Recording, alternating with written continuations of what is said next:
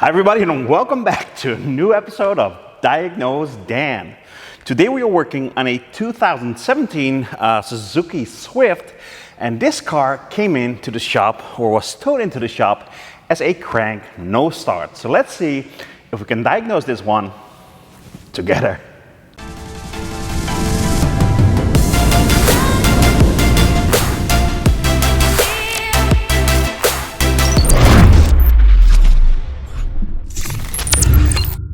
Now, as always, let's start out by confirming the customer complaint. Now, I was wondering, in my country, this little city car is called a Suzuki Swift. I'm curious, do they call it the same in your country, or do you even have this model or see this model? Anyway, in the next step, I'm gonna crank the car over and let's see if it fires up.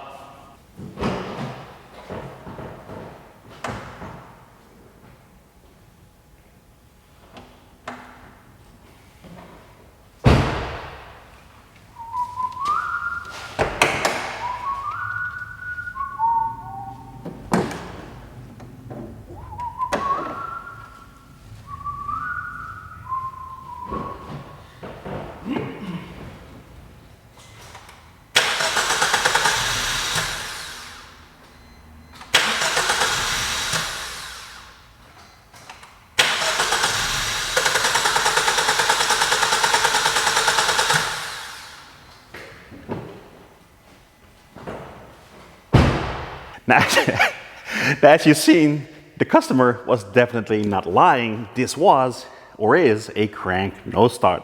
Now, in the next step, let's scan the car for fault codes and let's see if there are any fault codes stored that can help us diagnose this crank no start. Now, I scanned the entire vehicle for fault codes and there are quite a few stored. Now, I also hooked up a battery maintainer because the ignition is on right now and we probably need to do some further testing, and this way we don't have to worry about battery voltage. Now, as I said, quite a few fault codes stored. Let's go to the ECM, engine control module, and we've got two fault codes stored. One for a brake switch and one for a fan control circuit. Now, I really doubt those are causing our crank no start. In the ABS, we've got a fault code for lost communication with ECM. Now, we just read the fault codes for the ECM, so we now know it's communicating right now, and it says it's a history code. So let's keep that in mind.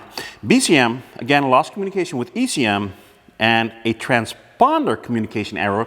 Now that would definitely cause a crank no start, although it does say it's a history code. TPMS, not really interesting. Power steering, not really interesting. Instrument cluster, not really interesting right now for a crank no start. Now, I just told you that the two fault codes in the engine control module, we've got a fault code for a brake switch and a fan control circuit. I just told you that those couldn't cause a crank no start. And I really do think they can't, but we need to be careful with this because I recently saw a video from Ivan from Pine Hollow Auto Diagnostics, and he was working on a car where a knock sensor on the engine was causing the transmission to go into limp mode. So we need to keep in mind that sometimes engineers work in mysterious ways. Now, most of the fault codes that are stored in this vehicle are history codes, and that means those fault codes aren't active right now. So we don't really know if the fault codes that come up are causing our issue right now, so the crank no start. So what I did is I stored the vehicle report so I can always go back and reread the fault codes on this vehicle. But right now we're gonna clear the fault codes. I'm gonna crank the car over again, see what comes back, and go from there. So all the fault codes are cleared, so let's try to start the car again. There we go. And let's try again. And one more time. And let's see what fault codes came back. So I cleared all the fault codes and I tried to start the car again a few times and I rescanned the vehicle. But right now, there are no fault codes stored. So we got a crank no start without any fault codes. So I guess it's time for some old-fashioned detective work. Now, one of the first things I want to check is if the engine is getting its engine speed signal. So We can do this in two ways. We can check that with the scan tool, but we can also look at the tachometer, the ref counter. So I'm going to start the car right now, and let's see if the ref counter moves. And it does. And let's take a look at the scan tool, and we can definitely see the engine is receiving a speed signal. Now, before we start overcomplicating things and dive too deep into this case, I want to make sure we're not missing one of the basics. So first thing we're going to do is check for spark. I removed one of the coils, I grounded the spark plug, so I'm going to crank the car over while you guys watch for spark. So let's crank the engine over. Now I can't really see the spark plug from here, so either you guys need to scream really loud what's happening, or I might need to review the footage.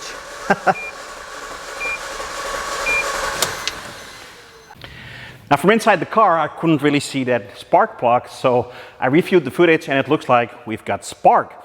Now, when we were cranking the engine over, it sounded nice and even, so I don't really think we have a compression problem right now.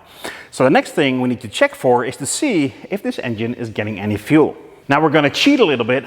What I'm gonna do is I'm gonna introduce some alternative fuel into the intake, and I'm gonna crank the car over and see if it runs. Now let's crank it over and let's see if this car is going to run.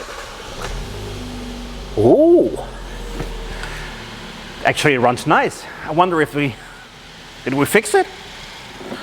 Oh no, we didn't. We just introduced some fuel. So it looks like this car, no, it doesn't look like, this car is not getting any fuel. Now we still don't know why. Maybe the injectors aren't firing. Maybe we got no fuel pressure. Do we even have fuel? Ooh. If the tank is empty, I'm not gonna air this video. Whew, we've got a full tank. That would be stupid, right? But yeah, I think the obvious thing we need to do right now is measure the fuel pressure first. Now this is the fuel line that comes from the tank, and normally it goes directly on the fuel rail right there. Now, I hooked up a pressure sensor to that fuel line, as you can see, and hooked up the pressure sensor to my universal pressure tester. Now I'm going to crank the car over and see if we get any fuel pressure. Let's see. And it looks like, no, we definitely don't have any fuel pressure. Now, since we got no fuel pressure, I thought the easiest way to start our checks is right at the fuel pump itself. So I put the car off the ground on the lift, and we're underneath the car right now, but I don't see a fuel pump, so probably the fuel pump is inside this tank. So hopefully there is a hatch underneath the rear seat so we can get access to that fuel pump, because if we do have a bad fuel pump and there's no hatch, we might need to drop the tank. I quickly removed the rear seat, but as you can see, no hatch, so that's a bummer.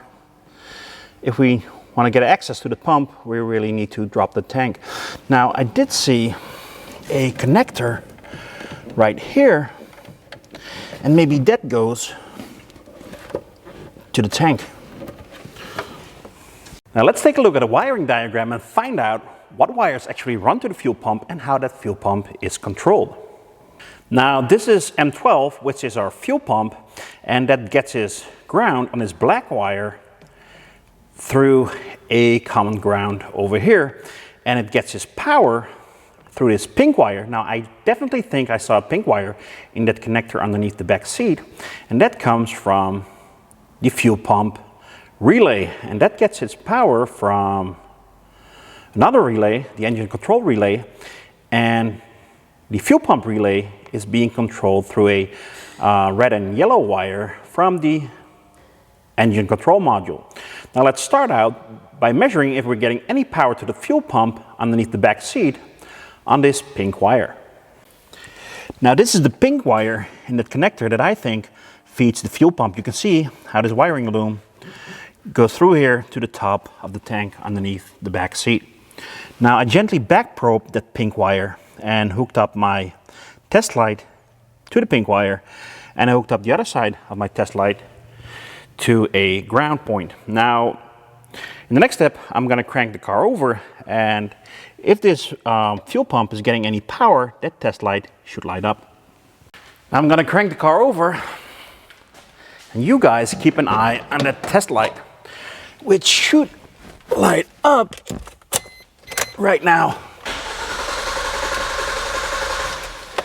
And as you can see, our test light does not light up, so our fuel pump is not getting any power. Now what I did is I hooked up my power probe to that pink wire, and what I'm going to do, I'm going to manually provide the pump with a power source. Now I set the fuse inside this power probe to 20 amps, and let's provide it with the power right now. And I don't know if you guys can hear that. Let me get a little bit closer, but I can actually hear the pump run. Now it takes a nearly perfect 4.5 amps. Now I still have my pressure tester hooked up to that fuel line. So let's take a look at that fuel pressure. And as you can see, our fuel pressure is at a nearly perfect, let's say 3.5 bars. Now I reconnected that fuel line. Now let's power up the pump again. There we go, and let's see if this engine actually fires up. Oh, there we go. Moment of truth. And the engine starts right up.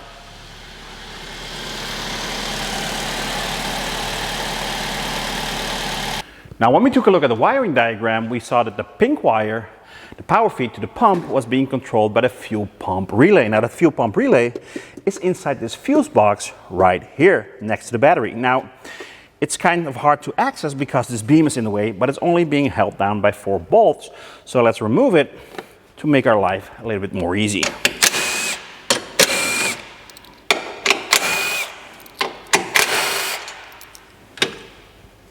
Now let's remove the relay and quickly see what is going on. Now as you can see, we've got a 4-pin relay. Now a 4-pin relay needs 2 power sources, one for the control side and one for the load side. Now that's very easy to check with a test light. So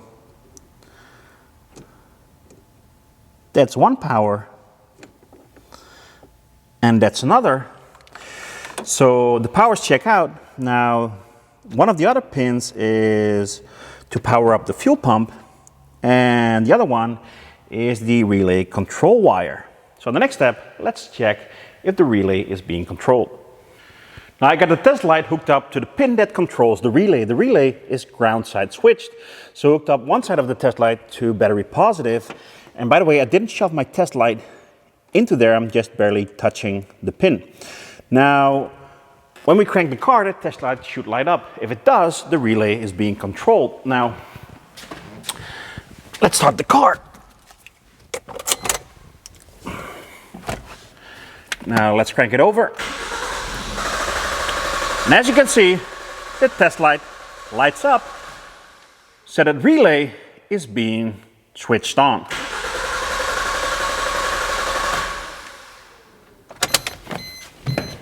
Now what we did so far is check 3 out of 4 wires going to the relay.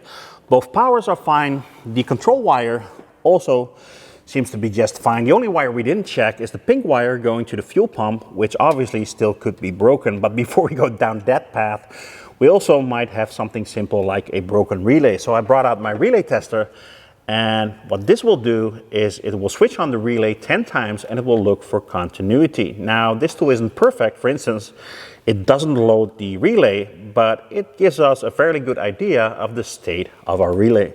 Now this tester will test most 4 and 5 pin automotive relays. So let's set it to 4 pins. Let's insert the relay, and when I hit test, it will open and close the relay 10 times. It will look for continuity, and when the relay is okay, the green LED will light up, and when it's a bad relay, a red LED will light up. So let's hit test.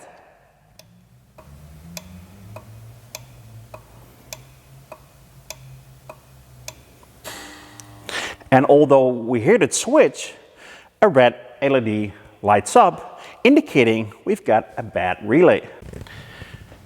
Now the original relay is a Denso relay, but the ones we got on stock in our shop are Boss relay, but it's exactly the same style relay.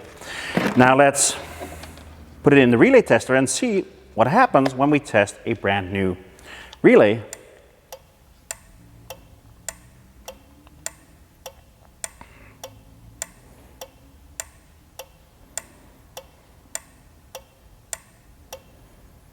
And as you can see, this time the green LED lights up, indicating we've got a good relay.